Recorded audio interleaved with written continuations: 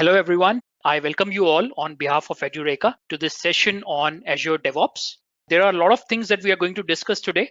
All right, so let's see what we are going to cover today. We're going to learn what is DevOps.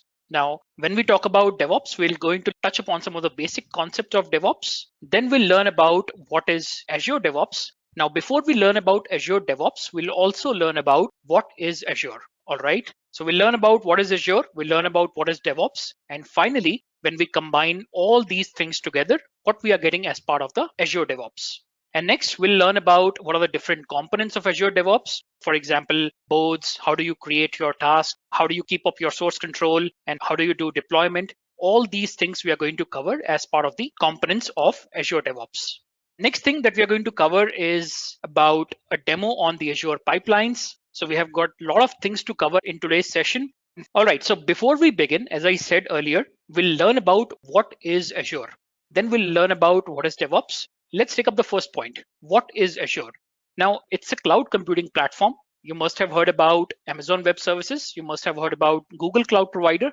In the same way, we have got the Azure platform, which is a cloud computing platform provided by Microsoft. And it is available in right now 54 plus regions. This means that you can imagine the kind of scale at which the cloud computing platform is getting built.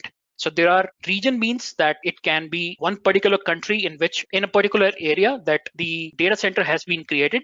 Now that is something at a very high level that's called a region. So this means overall Azure platform is available in lots of areas. It is available in US, in multiple regions, or in fact in multiple areas of US. It is available in India, it's available in UK, Australia, and a lot of different countries. So we have got approximately 54 regions, or in fact, few more than that. And very recently, region has also been established in Africa. So you can imagine the scale at which the cloud computing infrastructure is being built. And only thing that you need to do is go and consume. It's not just about the different regions in which it is available. It is also about number of services which are available on these cloud computing platforms. Now, when I say cloud computing platforms, as I said, Azure is not the only one. AWS is there, Google Cloud Provider is there, and there are a few more. So all these different providers are providing us with lots and lots of services. Now, what do we mean by this service? Service is basically, for example, you want to create a virtual machine. So what do? That's a service. So you can go ahead and consume that service. Let's say you want to store some data. So you can go ahead and create a storage account.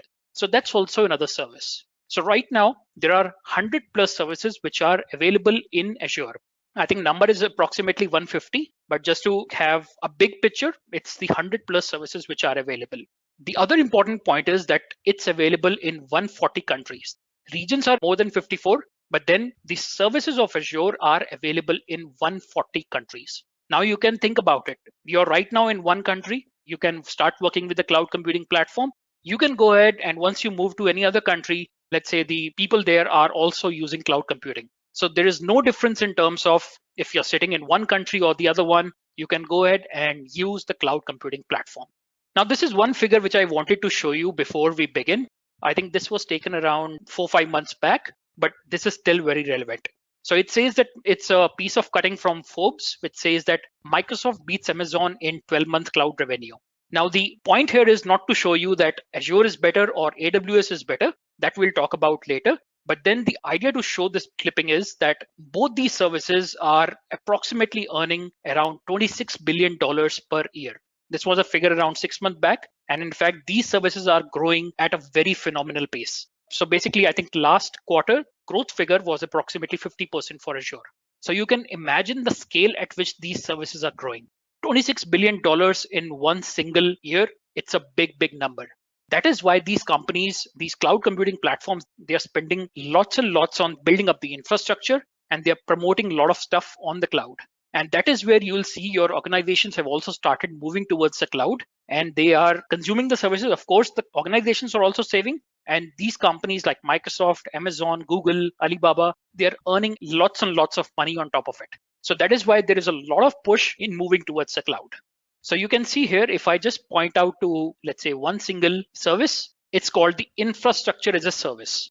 Okay, this means that you just want to have virtual machines in the cloud. You just want to have some compute in the cloud. You go ahead and consume it. So in 2017, the revenue was for all these cloud providers was approximately $30 billion. And what you see in 2021, we are in fact halfway down this graph, and $30 billion was in 2017. It's approximately $52 billion, or in fact, it'll be $52 billion in this particular year. And going forward by 2021, it is going to be $83 billion. Now that's a projection. Now you can see here, starting 2017 up to 2021, almost 3 times these numbers are increasing. So you can see how fast these companies are moving towards the cloud platforms. One other thing I can show you here is, for example, SaaS services. This is like a software as a service, which many of you might have heard, or in fact, most of you might be knowing about it. So approximately it was $60 billion in 2017. Now this is approximately going to touch $117 billion in 2021. So again, you can see the scale at which these services are growing. So that is why it is very important for all of us who are into the IT sector to start moving towards the cloud. Okay, as the developers, as administrators, as the operations guys, it is very important for us to start moving toward. One last thing which I want to show you is, this is a figure from Gartner, which says that as of April 2018, AWS and Microsoft are the leaders in the cloud computing platform. Of course, there is Google, which is also a leader, but it's still not as close to what Microsoft and AWS are doing. Okay, so that is why if you want to choose a cloud computing platform, you can go ahead and choose AWS, you can choose Microsoft. Of course, there are more which are coming up and which has got lots of interesting services, but still AWS and Microsoft are way ahead in this area. You would see that most of the companies have started migrating towards either AWS or Microsoft or Azure basically. Last thing, which as I said, so there are 54 plus regions, and one region has just come up, I think, in the last couple of weeks back in Africa as well. So this is one figure which tells us where these regions are located. So if you guys are joining from India, you will see that West India, Central India, South India, in all these places, Azure has went ahead and set up a data center. On the left side, you can see in US, in Canada, a lot of data centers have come up. And of course, there are some on the right. So in the European side, so there are a lot of data centers which are also there. Okay, so this is how the Azure data centers have come up across the geography, and you can go ahead and consume resources or build your resources in any of these regions. All right, so let's get going now. I think we have already talked about what is Azure, but let me just slightly brief you on some of these services which are available in Azure. So we have already talked about this stuff. What is Azure? When we talk about the features of Azure, the first thing that has come up is on-demand provisioning. What does we mean by on-demand provisioning? For example, if you are working in your on-prem environment, what happens? Let's say you have an e-commerce site and your requirements are suddenly growing. Now, what will you do? You will actually go ahead and say that I need more physical servers to handle that demand. So when you say that I need more physical servers, this means your company will have to raise up a purchase order. You'll have to provision the machines or basically buy the machines. Once you get those machines, you put it in your data center, then you do all the configuration changes, you do all the deployments, everything needs time. Okay, of course, you need to have some cooling in place, you need to have networking in place. All this stuff you have to do in order to scale your applications or even start building a simple application, okay, in your on-prem environment. Now, when we come to the cloud, it's an on-demand provisioning, which means now if I want to start building an application, I can simply go ahead and provision a particular resource in the cloud or pick up a particular service and provision it in the cloud in just a matter of seconds. All right, so this is what we get when we move to the cloud. If I want to scale, if I have, let's say right now 1 VM and suddenly I want to scale it up to 100 VMs, can I do it on-prem? Very, very difficult. So when it comes to the cloud, scaling from 1 VM to 100 VMs is just a matter of seconds. All right, so this is what we called as a on-demand provisioning. Second thing is about scalability, which I have already just pointed out. So if you just want to scale out, which means you want to add more and more resources in your applications, you can do it in matter of minutes and seconds. The other important point to note here is that in case your e-commerce site requires a lot of resources during the festive season, so you go ahead and provision these resources in your on-prem environment and that's it. But after the festive season, what happens? The demand comes down. Now, when your demand comes down, the additional infrastructure that you have purchased and provisioned, it's lying waste. Okay, so in those cases, you have already spent the money as part of your capital expenditure. Now, when you come to the cloud, what you can do, you can provision on demand. And then once your demand is not in place, which means there is not much requirement right now, you can scale down. So when you scale down, you only pay for what you are consuming. That is the point number 3, pay as you consume. So if you are right now building a normal, very small application in your dev environment in the cloud, you just pay for one single VM. When you put it to production, you want 100 VMs, you can simply scale up to 100 VMs and you pay for 100 VMs. Tomorrow, if for your e-commerce site, if the festive season is over, the demand comes down, then you can scale down all the machines and you only pay for number of resources that you provision. So on-demand provisioning, scalability, and pay for what you are using. Very important points. The number 4 is that you can abstract the resources, which means that in normal on-prem environment, you have to take care of networking, physical servers, and all the stuff yourself. Now, when you come to the cloud, you don't need to worry about where is my hardware. Of course, you can get access to that. But then you still don't need to worry about where is my hardware? Is it running up to date? Is it completely patched? Is it secure? So all these things are taken care by Azure. Only thing you have to worry about is your application. Of course, there is one more point is about efficiency of experts. So this means that let's say you are into .NET, you know how to build .NET applications. Or if you are into Java, you know how to build Java applications. Or maybe PHP, Python, and all the different language or basically the frameworks which are available. You can go ahead and build your applications in whatever environment you want or whatever languages you want. And then you can simply come to the cloud and deploy your application. This means that you don't have to worry about that if I'm coming to Azure, do I need to know .NET? The answer to that is no. And in the same way, if you go to AWS and if you think that I'm a .NET developer, will AWS be useful to me? The answer to that is yes, because you can go ahead and create an application in any platform. Whatever skills you have, you go and build your applications and you can deploy it in any cloud platform. So the last thing is about measurable, which means that whatever you are consuming, it is measurable in terms of some metrics. Whatever you are consuming based on those metrics, that is the only thing you pay for. Okay, so let's talk about the Azure platform as we have spent some good amount of time on this. But still, I want to just focus slightly more on the Azure to let you know that what different kinds of applications or what different kind of services you can consume on Azure. Which means that if you have got a messaging infrastructure, you can provision something called as Service Bus. As I told you earlier, there are approximately 100 plus services which are available. So this is just a glimpse of what you can do. If you want to build a messaging infrastructure, you can go and consume something called as basically the messaging infrastructure in Azure in the form of Service Bus. If you have got applications, you can put it on VMs. You can put it on infrastructure backed services like Service Fabric. You can have Docker containers. You can use Kubernetes, or you can use the serverless platforms like app services and deploy your applications. On the other side, if you have got database requirements or if you have got storage requirements, then you have the SQL Server, you have got MySQL, PostgreSQL, SQL Data Warehouse, or in fact, you have got lots of different things like Azure Storage, Azure Data Lake. So all these services are available. Of course, they have their different use cases, which you should learn about. Then only you go ahead and start consuming these services. All right. And on the other hand, all this infrastructure is completely managed by Azure, which means you do not have to worry about where is your infrastructure. For example, right now I'm sitting in India. So I can go ahead and in fact create a resource or provision a resource in US. So this is as simple as doing it in your laptop. You just go ahead and create a resource in any other region and you are good to go. So let's learn about few more Azure services. All right, so we have already talked about some of the basic services in the previous slide. The things that you need to consider is basically what kind of compute options are available. Now, if you're coming not just from the application world, if you're also coming from, let's say, a BI world or big data world, then also you have got a lot of compute services which are available. For example, virtual machines, app services, or in fact, platforms like Databricks and Spark and all that stuff which is available. You can go ahead and select the compute infrastructure in the cloud. Then, of course, if you have a lot of, in fact, applications which are running in your on-prem environment and you want to do the migration into the cloud. So there are a lot of services which are available in Azure to help you do this migration.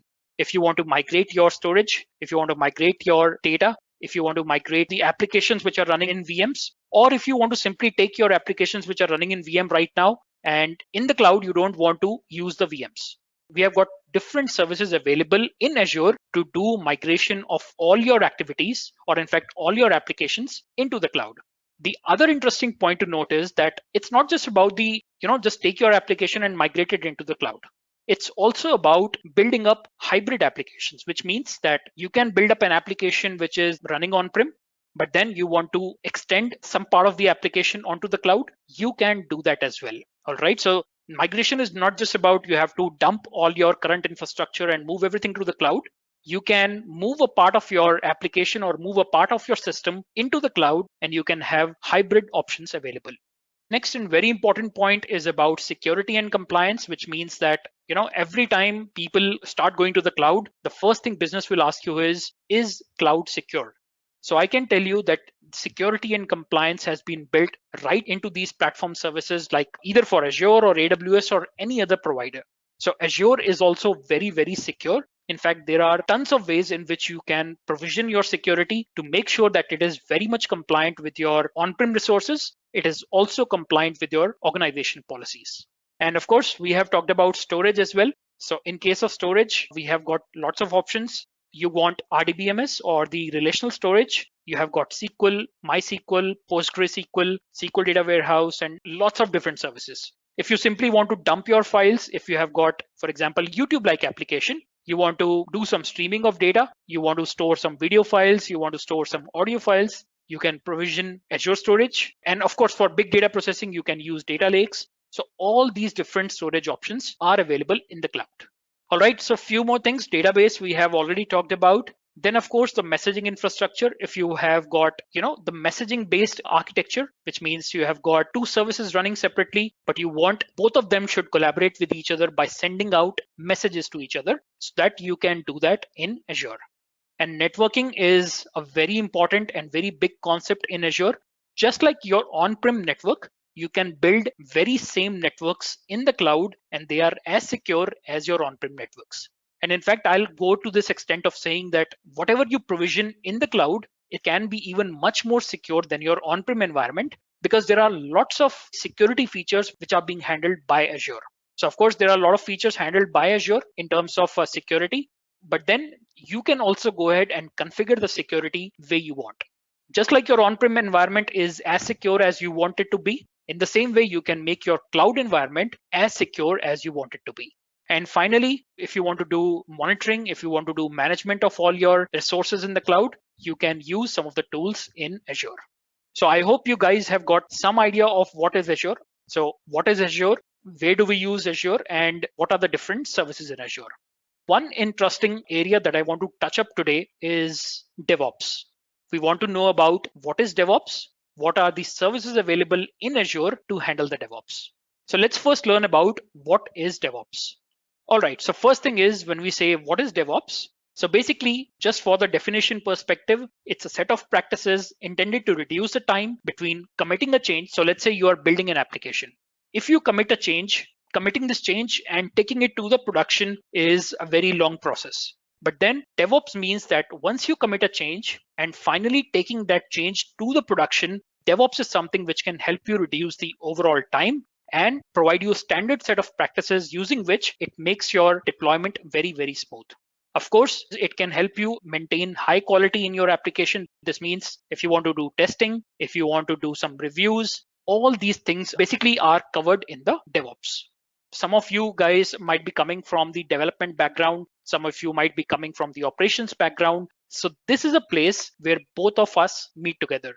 The developer, the operations guys, they come together and work together. So far in our normal work environments, if we are not into DevOps, what do? The developers have the responsibility of doing some coding, building that, and finally putting it into a source control. Once you put it into a source control, the test team will actually take that source code, do their own builds, and start doing the testing on top of it. Now, once they are doing this testing, they'll do some test stuff, push it back to the development team, and this to and fro keeps happening. Once all this testing is complete, then you put everything into the operations bucket. Then you tell them that, yes, we are done. We have completed everything. Now you go ahead and make a release of it, do the deployment, do the operations on top of it, keep monitoring the stuff. If you face any challenges, then inform the development team. Now, this used to be a very siloed approach. So developers and testers working separately, the operations guys are working separately, and there used to be a lot of friction between these two areas. So now when we come to the DevOps environment, these two set of people, they have actually become one. which means you together do the development, you together put it into the source control, you do the testing, and finally you go ahead, because it's not just individual people, it's a team. So you go ahead and do the release, you do the deployment, and finally do the monitoring, so that you know, because if you have started developing something, you know that what is the best thing you have developed and how you need to handle that. So this is one area where the developers and operations, they come together and work as a team. Friction can be reduced, the time to market becomes faster, and the quality even becomes much better. Do not worry if you do not get the 100% of what is happening, but then the overall idea to understand is that now the developers and the operations, they come together and work together as one single team. Just for this, a very small diagram, the developers, they'll build something, they'll start pushing it to the operations team. So you do the deployment, you take care of everything. The operations, if they'll face any challenges, they'll start pushing it back to the developers team, looking at a very small thing. Okay, if I can solve something very quickly, that's fine. Otherwise, I'll start pushing it back to the developer team, saying that this is not working. So there is a lot of friction and there is a lot of miscommunication that happens in this kind of environment. Way to solve it is that both of us, the developers and the operations, work together as a team. Okay, I hope you got some glimpse of what is DevOps. And now we're going to talk about some tools which are available in DevOps. When we say DevOps, each of these areas are covered by different kinds of tools. So if you are doing some development, you might use, let's say, Eclipse, you might use, let's say, Visual Studio, you might use Visual Studio Code, and then you are checking in your code in TFS, Team Foundation Services. You might be checking in your code in Jira and Git, or a lot of different repositories. Now, this is one area.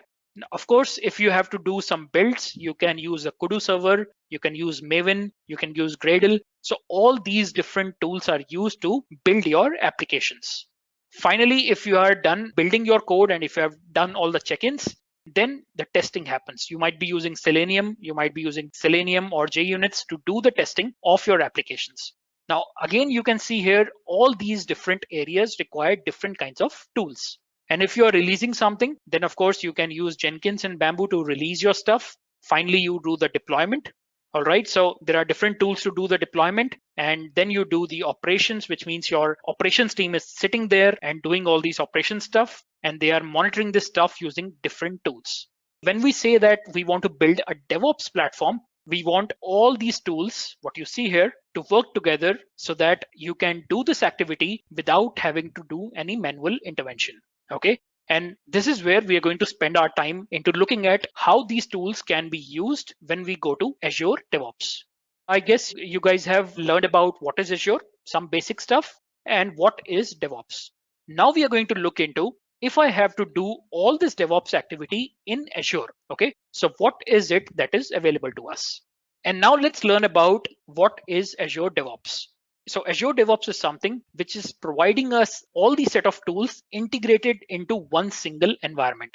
This means that if you know how to work with Eclipse, if you know how to work with TFS, if you know how to work with Git, Selenium, all these different tools, then you can use Azure DevOps. Or in fact, in my case as well, I didn't know a lot of tools, but still when I started learning about Azure DevOps, I started learning about all these things as well.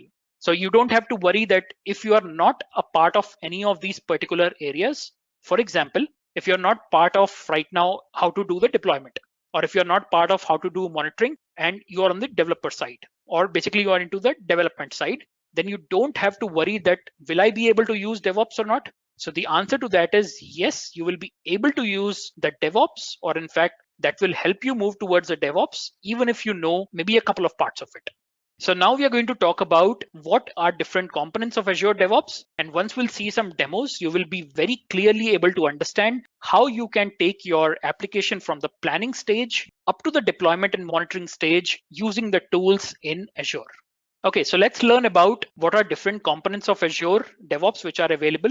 Now, let me just show you all 5 actually. So there are 5 different components which are available as part of Azure DevOps. First thing that we need to know is about Azure boards. There are people who come from the Scrum background. They are coming from the project management background. They know how to create some features. They know how to create epics. They know how to create the stories. They know how to create tasks and all that stuff. And then there are developers who themselves go and create the task on which they are going to work. And there are testers who just want to create some test cases. And after the test cases are done, they want to create the bugs which they find in the system. Now, all these activities can be done as part of the Azure boards. Number two is, of course, after you have done all the planning, after you have created all the epics, all the features, all the stories, tasks, and everything, second thing you want to do is development. For example, you start doing development in TFS, you start doing development in Eclipse. Any ID that you want to use, you can do the development. Once you are done with the development, now you want to push all this into a source control. Now, this is where Azure repos will come in and it will help you store all the information. So in the source control, you check in your code. And Azure repos is a place which provides us with a lot of different repositories. In fact, right now it's two. If you want to use Team Foundation services or if you want to use Git. So basically you can provision that in Azure repos and you can start checking your application code in Azure repos. So again, we are going to see all these things in action today. The third thing is, once you have checked in your code, what do you want to do next? So there are two things that you want to do. First thing is that you want to run something called as a build pipeline. When you have checked in your code, you want to make sure that nobody has checked in some wrong code. So this is where you build your code. Of course, the developers have the responsibility to build the code on their local machines. This is not a good practice. Now, if developers is just building it on their local machine, this means that maybe some of the dependencies on that machine are not correct, or maybe it's not in sync with the other team members. So this means that if person says that, yes, it is building on my machine and I just want to push it in the source control, is that good? The answer is no. Because this means that if somebody will have a special dependency in the application which is installed locally, but it's not installed, for everyone. For others, when they will download that code, it will fail. So that is why whenever the developers push something in the repos or basically in the source control, it is going to be taken by the Azure pipeline. It is going to do something called as a build. Okay. So the building of code happens in the Azure pipeline. Now, next thing is the build has already happened. What do we need to do next? The next thing we need to do is release this code. Now I can release it in the dev environment. I can release it in, let's say, pre-prod or UAT environment, or I can also release this stuff in production environment. But normally what do? If developers check in something, we do the build of the code and then we release it in the dev environment.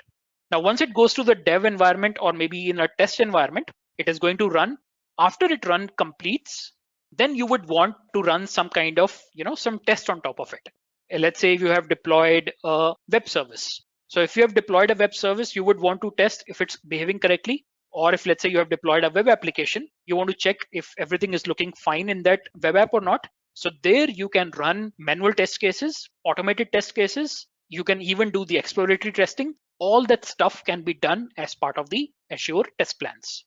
All right. And finally, once all this test plans is done, we can again use basically the pipelines to release something to different environments like UAT, production, and all that stuff. While all these things are going on, there are a lot of things you can configure like workflows, or in fact, let's say approval workflow. So if you are checking in something, you want to make sure the review happens. So that can be taken care in the Azure repos. If you are releasing something to the UAT environment, you need, let's say, an approval from your team lead, or you need an approval from the program manager. So all these approvals are by default built into all these services. Now, one thing which I haven't touched upon is Azure artifacts. Now, this is something, for example, let's say you have got 10 projects and all these 10 projects have got common dependencies. It may not be common in all, but let's say 3 projects are using one dependency, 5 projects are using some other dependency. So what you can do, you can collect all these dependencies and put it into a one single location called Azure artifacts. So I'm going to show you a few of these things in demo today, that how you can use Azure boards, Azure repos, Azure pipelines, and of course, I'm not going to touch in the demo on test plans and artifacts. Now, I hope everybody understood this overall infrastructure. We have got Azure boards to create our work items. We have got Azure repos to store our code. We have got Azure pipelines, which can help us do the build of the code, release of the code into a particular environment. Then we have got Azure test plans, which we can use to do our testing, which could be manual test cases, automated test cases, exploratory testing. All that can be done as part of the Azure test plans. And finally, if you have got some common DLLs or common jar files, which you want to store it as part of your repository, then you can use Azure artifacts. Now let's look at some of the more things. Now, first thing, as I said, is Azure boards. So we have got 5 different components as part of Azure boards. All right. So as I said earlier, Azure boards is a service for managing the work of your software project, which means you want to create some, let's say, epics. You want to create some features, basically some tasks, some product backlog items. You want to create some bugs. All this can be handled in Azure boards. So you can set up that I want to follow the agile process. I want to follow the Scrum process. I want to use the Kanban. So all these things are available as part of the Azure boards.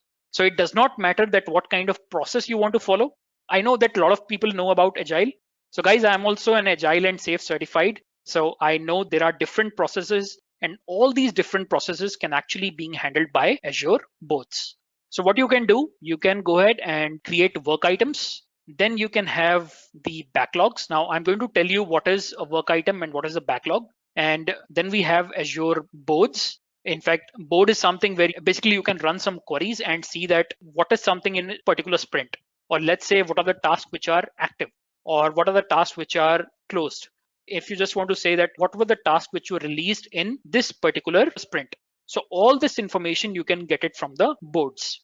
Next thing is about sprints.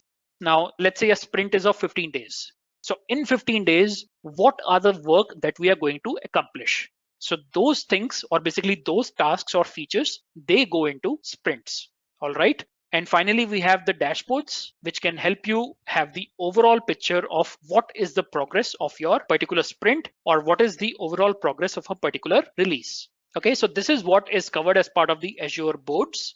We can just talk slightly more on this, and then we'll see that in the demo. Now, what do we see here? We have got work items, pretty simple stuff. Create, let's say, you can see here, this is a bug being created. This is a user story which is created, or basically the backlog item which is created. Then we have the tasks which are getting created.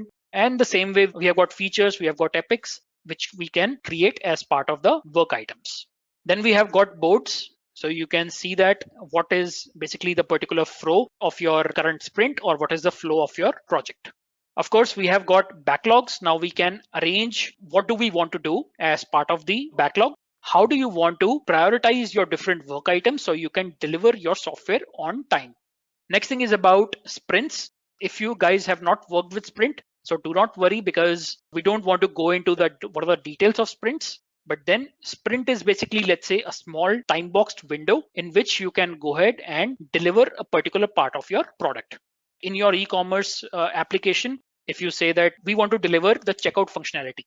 So let's say if you are ready to deliver the checkout functionality in 2 weeks as part of the sprint, so your checkout feature or your checkout epic will go inside that particular sprint. So once it goes inside that particular sprint, the whole team starts working towards that particular area. And what they do, they try to complete all that stuff during that 15-day time box window.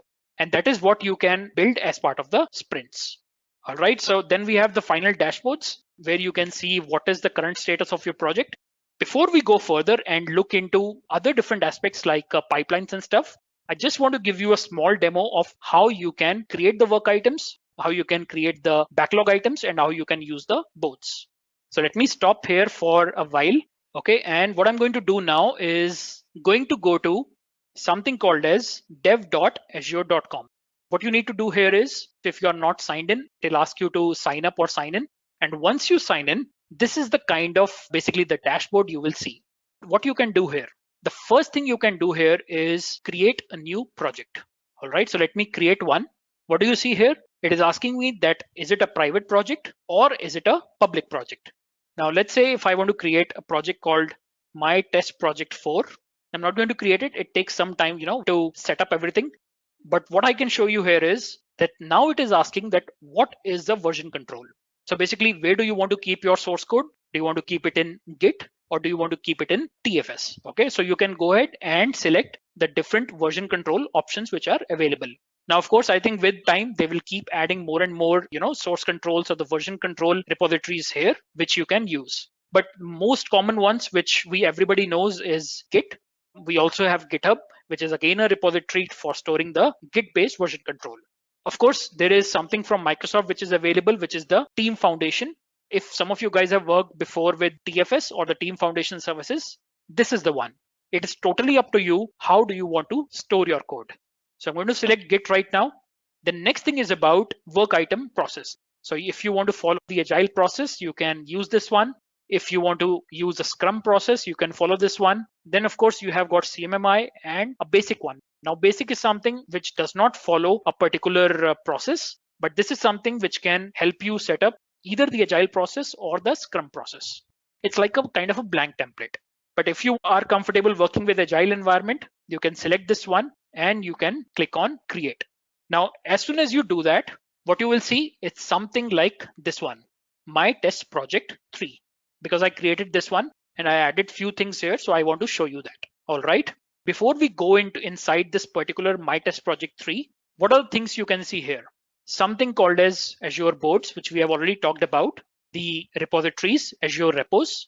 Then we have the Azure pipelines. We have got the test plans, and then we have got the artifacts. The same stuff that we have seen in the slide, it's available on dev.azure.com once you create a project. Now let me go ahead and first of all click on this project. What I've done as part of this project, I am using Agile plus I'm using Git. So I've selected this one and this is now showing up in my test project 3. The first thing, as I told you, that I want to show you about is boards. Now let me go here. On the left hand side, you can see boards, repos, pipelines, test plans, and artifacts.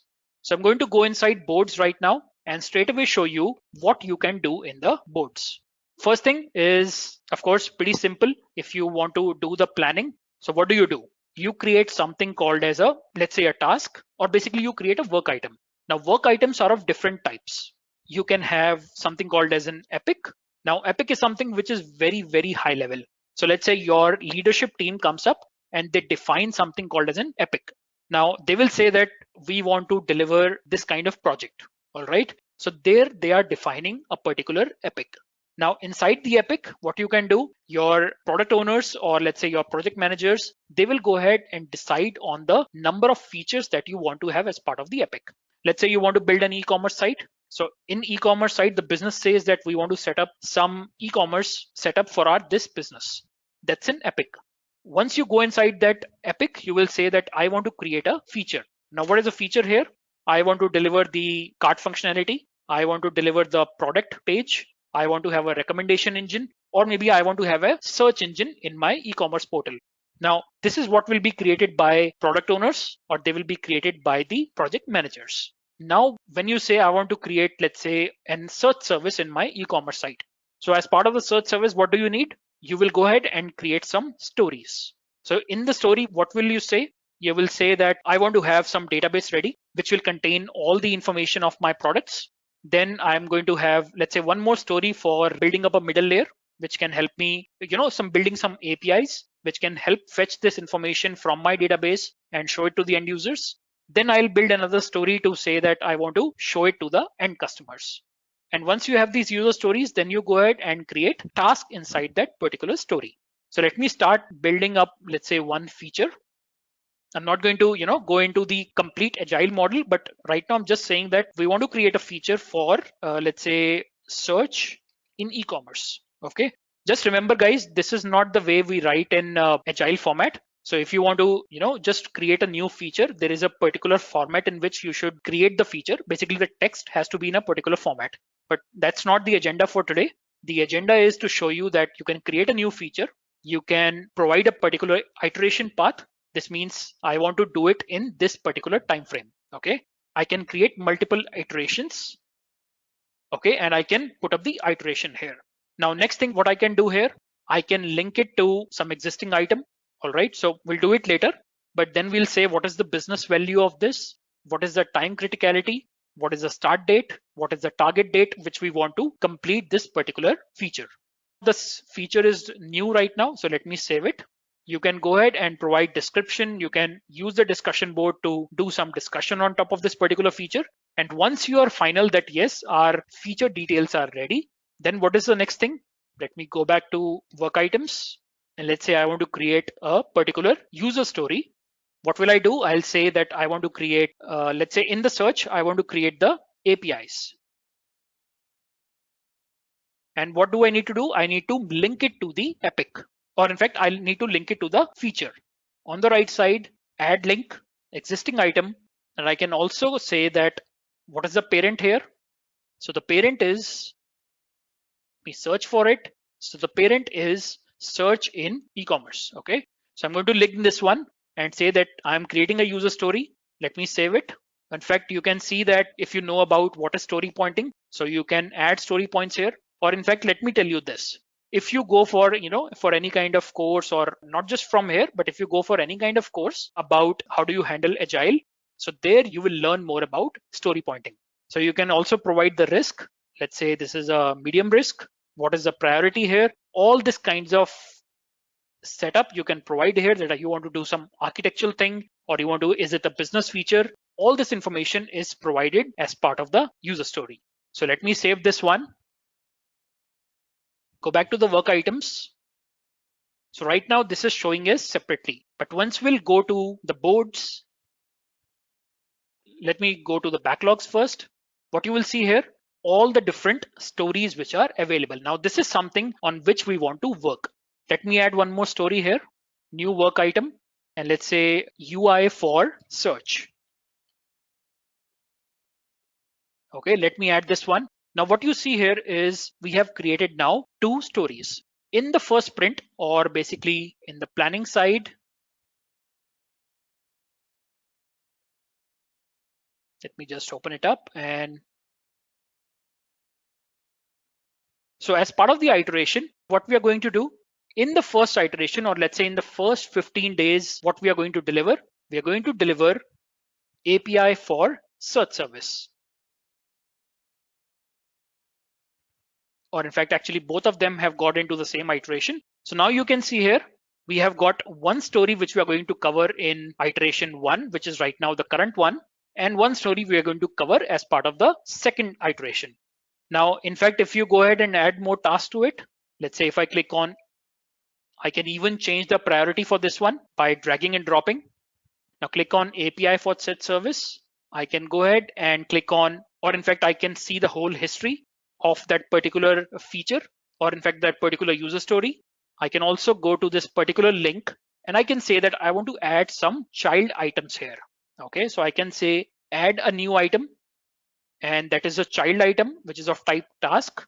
And then I can say that I need to do some basic setup, or maybe let's say some design of my search service. So that is one task I'm creating. All right, so what is the original estimate for creating this particular task? I can say 10 hours. What is the remaining time? 10 hours. Completed 0. And I'll provide some description here and save it. So this means if I close this one, and in fact, I'll just refresh this page, you will get a complete idea of what are the tasks which are, or what are the stories on which you are going to work on, or basically what are the backlog items on which you are working in, and what are the tasks under that. So this is the kind of thing that you can set up with Azure DevOps. I hope this stuff is clear to you guys. So we have got different iterations. Let me click on sprints. So you can see right now, the first iteration is going on and the design is here. Once I start working on this, I can even use the visual editor to make it active. Once this stuff is done, I can even move it to the resolved state. Okay, let me just open this one.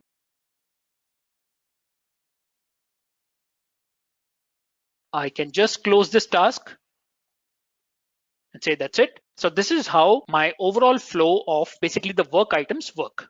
Now, next thing which I want to show you is repositories. Repositories, we mentioned that we can use either Git or we can use TFS to basically maintain our source code. I'm just going to show you a demo right now to show you how all this stuff works.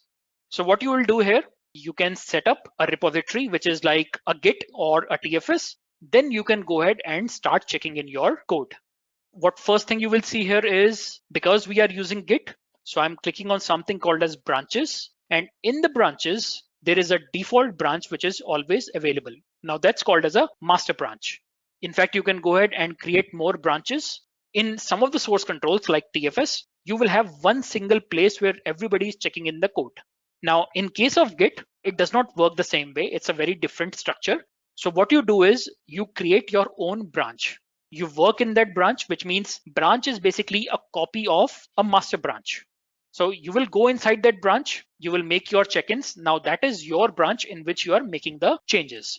You will do the testing. Once you are completely fine that everything is running fine, then you are going to push those changes from your branch to the master branch.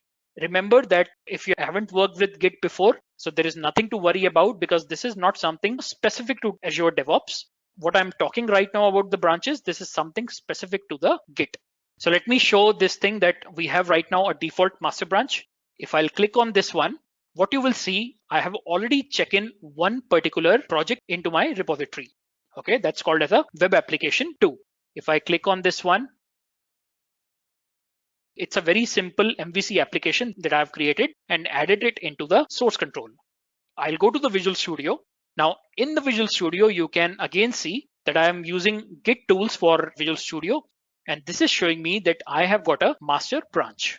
Now what I can do, let me create one more application and check that in. So let me create a simple application, file, new project, ASP.NET Core Web Application. Remember, you can use Eclipse, you can use IntelliJ, or you can use any other IDE to do the development.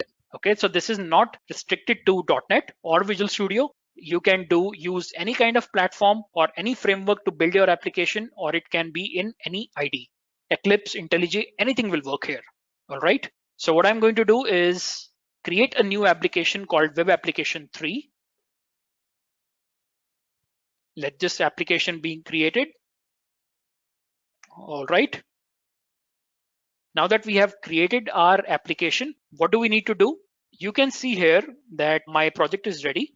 I'm going to simply push this code into the source control. Okay, how do I do this? Let me first of all ignore a few of these items. And what I'm going to do is, okay, I'm going to stage these items now. This is something very specific to Git. So if you are not comfortable with Git, do not worry because this is something you can learn very quickly. All right. So what do I have here? I have got my full application, which is Web Application 3. I can go ahead and check in into a Git repository, which is managed by Azure DevOps. So I'm going to say checking in Web Application 3. Okay. Also, I can actually go ahead and map it to a work item. Let me click on this one and go back to portal to my work item. In fact, we do not have a work item for development. Let's create one. So UI for search service. Let's go back to the links. I hope you guys remember now. You can click on add link, new item, and let's say we call it build web app 3. Okay, let's call it create. I know this is not the way we write the task, but just to give you an idea that I'm just creating a new task called create web app 3. That's it. So it is going to give me create web app 3 task is ready. I can click on this one and the task number is 10. Okay, so I'm going to copy this one, go back to Visual Studio, enter the ID of the work item. Okay, so I'm going to say 10 is the ID. And you can see basically the related work item. Now what we are doing here, we are creating a new application. When we are checking in the code, we are also specifying what is the related work item. All right, so let me commit all this stuff in the code, sync it back to the cloud, which means now I have checked in into my local environment. I just want to push these changes into the cloud environment. So again, this is specific to Git. You do not have to worry about this.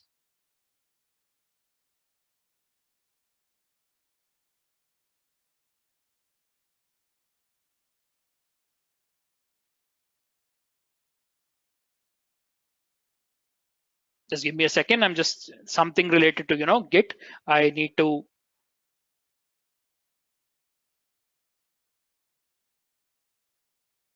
Okay, so I think this should work now. We push these changes.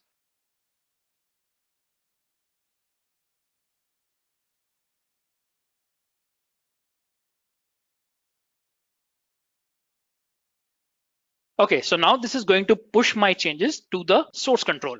All right, so you can see here it has been successfully pushed to the master branch. If I go back to the DevOps environment, what you will see here, in fact, if I just open up the application as well, so you can see here, this is the parent side and In fact, let me just refresh this one. Okay, so what do you see here?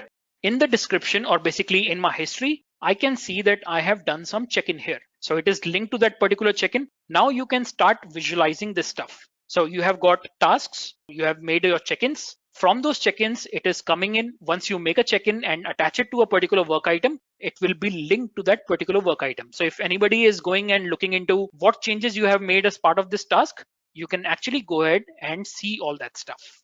Now this is a part of the task. Next thing is, let's go back to the repos and see the commits. Okay, we have made a commit into the repository. What do we see here? We have got check-in web app 3. Okay, so this is what we have checked in as part of the web application 3 that we just created. Now the next thing is, I want to build this application. Okay, so if you guys remember, the second thing was checking in the source code. After checking in the source code, I want to automatically build this particular code. So what do I need to do here? I need to go to the third component called pipelines. I see something called as builds, which means I want to take up this particular source code and do an automatic build of that. So what I can do, I can click on something called as new build pipeline. I've already got 2 created, but I just want to show you from scratch how this is done. So where is your code? It is asking me. So my code is present in a Git repository. So I'm going to select this one. And what is asking me that where is your source, okay? Or where is your Git repository, all right? So my repository is in Azure Repos Git. Okay, so I'm going to select this one. You can even select GitHub. For example, if you just want to pick up the code from GitHub directly and use it, you can do it here. Or you have the GitHub Enterprise server. If you have got GitHub deployed in your local environment or in your enterprise environment, you can use Subversion, or you can, in fact, if you have got TFS, there's a different way to use it. But then right now we are focusing on using the Git in Azure repos. All right. So here you can see it. I have got my test project 3, which is basically my repository and my team project. Then I'm going to pick up all the code from master branch. Okay, so I'm going to click on continue. And the first thing that I need to do is tell Azure how to build my project. So how do I want to build my project? I want to build this project as part of Azure web app. This means I want to take my code and finally I want to deploy it in a service in Azure called Azure Web App. When we say Azure Web App, then I want to build my project as part of the Azure Web App. Okay. So if you want to do a normal build, for example, of your ASP.NET application, you can do it. If you have got an Android project, you want to build it. If you have got Maven, let's say you have a Java project and you want to use Maven to build your projects, you can do it. You have got Python packages. You have got ASP.NET Core. Then we have got, if you know what is a container, if you want to build Docker containers, you can do it from here. If you want to deploy, basically build and deploy for Azure Kubernetes services, you can do it. Then if you have got just a function, you can build a C# function. You have the Azure Web App for Java. So all these things can be done as part of the Azure build pipelines. Okay, so what I'm going to do right now is select a service in Azure.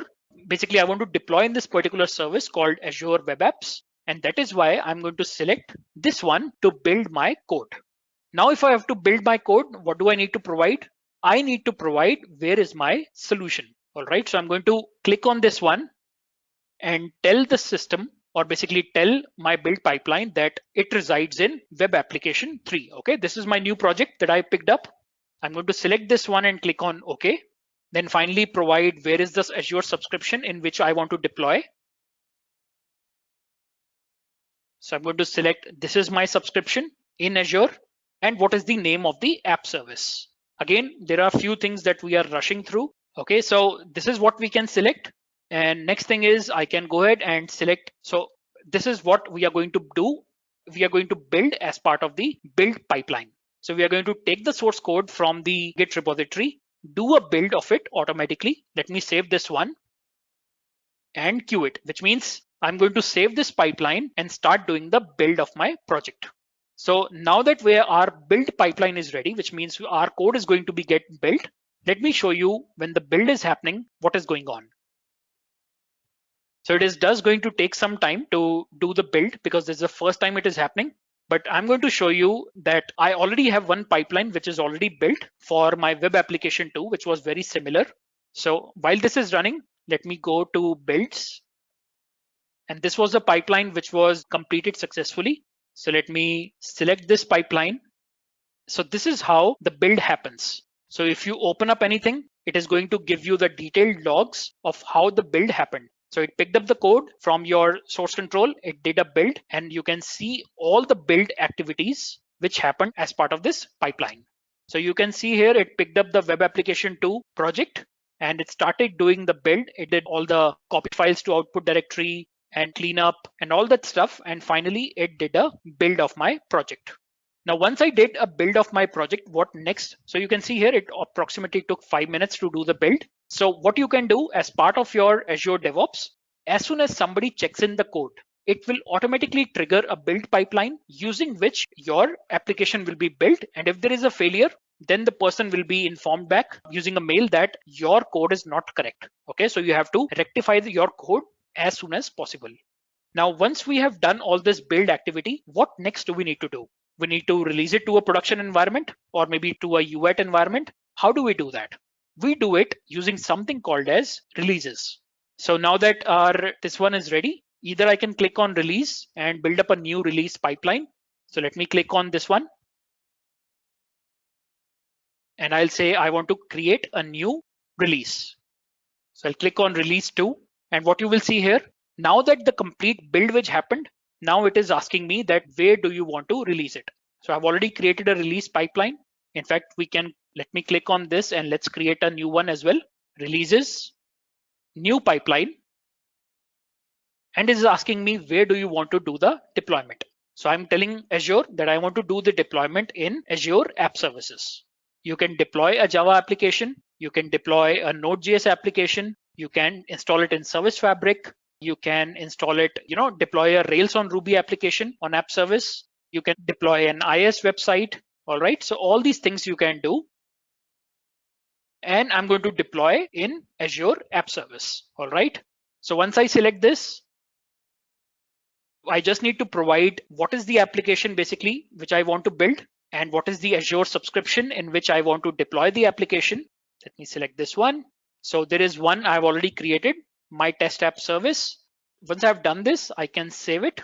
So this is my release pipeline is ready. So now my code has gone into source control. My build pipeline, which is picking up that source code and building it, that is ready. Now this is my release pipeline, which is going to take that build code and going to do the deployment. Okay. So I can click on here and say create a release and that's it.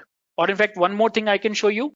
If I go back to the main pipeline, I can even set up who will approve it before it goes into a particular environment.